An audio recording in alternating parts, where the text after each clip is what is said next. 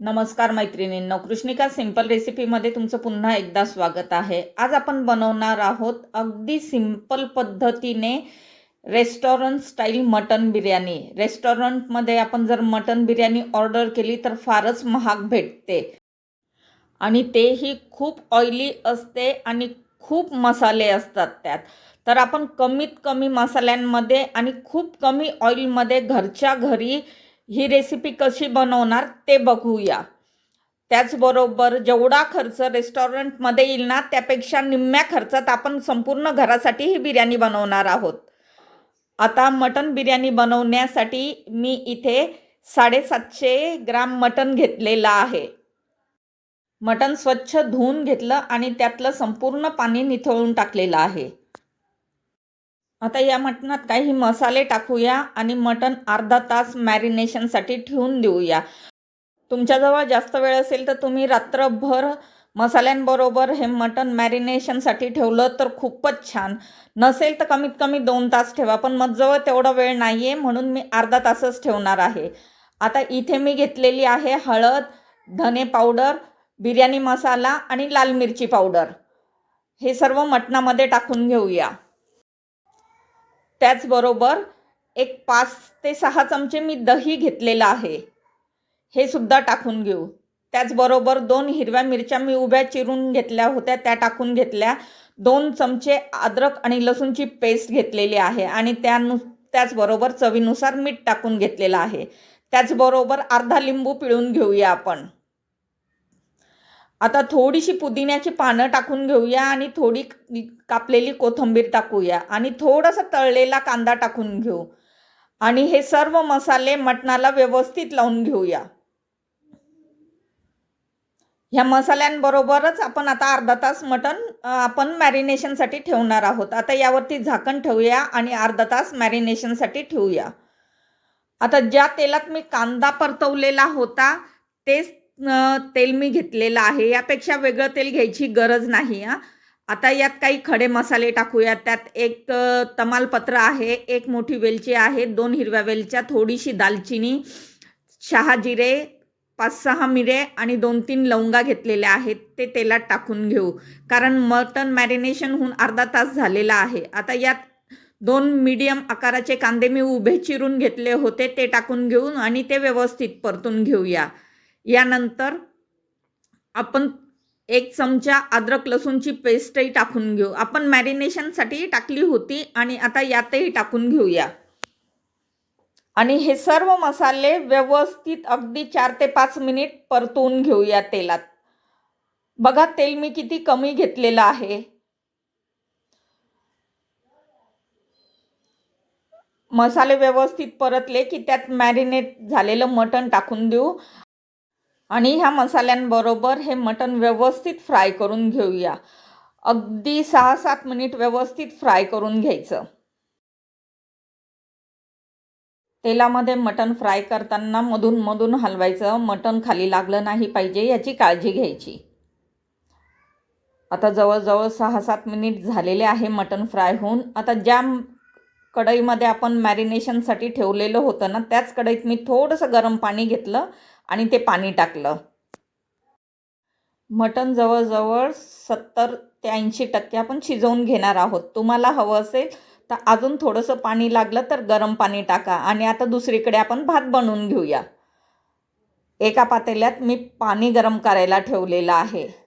पाणी व्यवस्थित गरम झालं की यात आपण काही खडे मसाले टाकूया। त्यात मी अर्धा इंच दालचिनी घेतलेली आहे, 3 हिरव्या वेलच्या घेतलेल्या आहे, 1 मोठी वेलची घेतलेली आहे, थोडेसे शहाजिरे, काही लवंग, मिरे आणि तेजपत्ता घेतलेला आहे।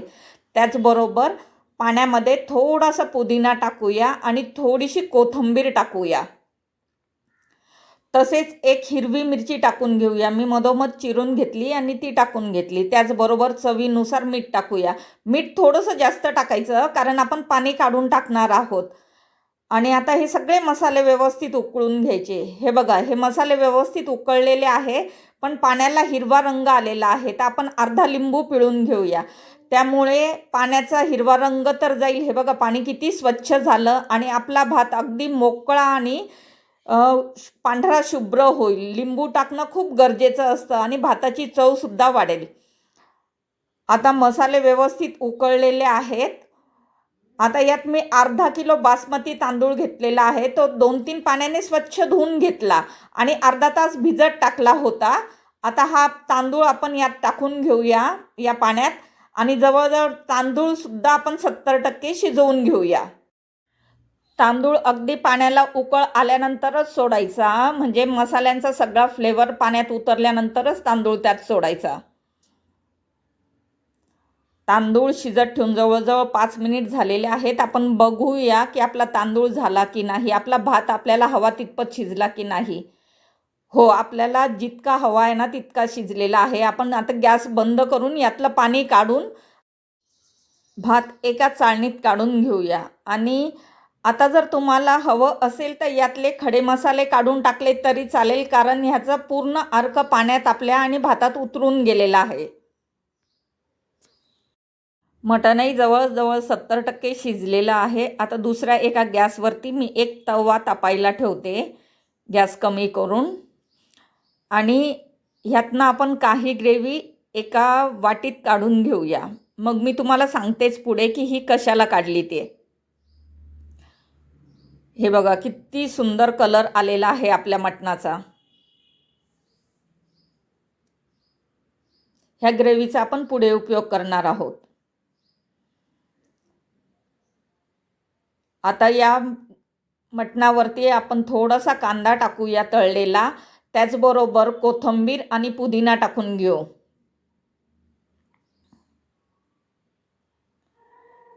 आणि भातातलं पूर्ण पाणी नितरलेलं आहे.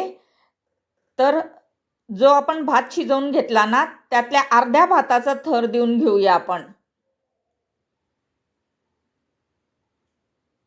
हे बघा अशा पद्धतीने थर देऊन घेऊया. अर्धा थर देणार आहे मी आता. आपला अर्धा थर देऊन झालेला आहे. यावरती पुन्हा कांदा, कोथिंबीर आणि पुदिन्याची पानं टाकून घेऊ आणि जी ग्रेव्ही आता बाजूला काढून ठेवली होती ना त्या ग्रेव्ही थोडीशी टाकून घेऊया. यासाठीच मी ती ग्रेव्ही बाजूला काढलेली होती. थोडीशी ग्रेव्ही आता यावरती टाकून देऊया, म्हणजे आपली बिर्याणी कलरफुल होईल. ह्यासाठीच मी ती ग्रेव्ही काढून ठेवली होती. आता उरलेल्या संपूर्ण भाताचा थर देऊन घेतला. आता यावरती राहिलेली पूर्ण ग्रेव्ही टाकून घेऊया आपण. आणि हवं असेल तुम्हाला तर थोडासा फूड कलर टाका. हे बघा मी दाखवण्यासाठी टाकला, पण मी एरवी टाकत नाही आहे ज्यावेळेस मी घरी बनवते. त्याचबरोबर थोडासा तळलेला कांदा टाकून घेऊ, पुन्हा थोडीशी कोथिंबीर आणि पुदिना टाकून घेऊया. आणि आता बिर्याणी म्हटलं की साजूक तूप हवंच. साजूक तुपाशिवाय बिर्याणीला मजा नाही. 4 ते 5 चमचे मी साजूक तूप टाकून घेणार आहे. याने बिर्याणीची चव खूप सुंदर लागते. आता यावरती एक कापड टाकूया आणि त्यावरती झाकण ठेवून मी त्यावरती वजन ठेवणार आहे. कापडाच्या ऐवजी तुम्हाला पिठाने सील करायचं असेल तर करू शकता, किंवा सिल्वर फॉईलने सील करायचं असेल तर तेही करू शकता.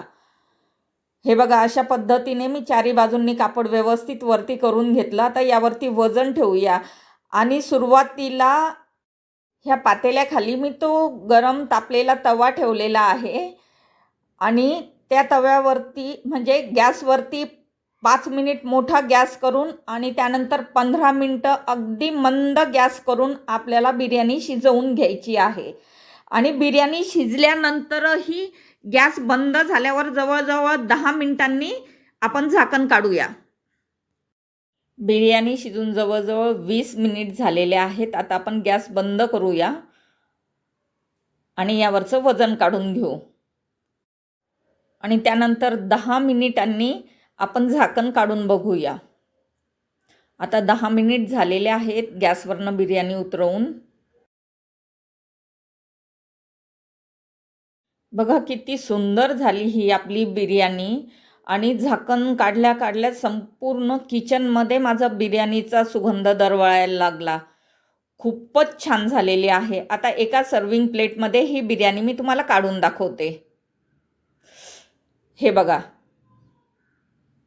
आहे की नाही, किती सुंदर कलरफुल बिर्याणी आहे. आणि हे बघा आपल्या भात कसा मोकळा आणि व्यवस्थित शिजलेला आहे.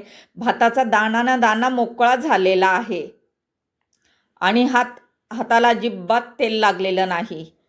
म्हणजे किती कमी तेलात आपण ही बिर्याणी बनवली. त्याच पद्धतीने आता मटण शिजलं की नाही ते बघून घेऊ.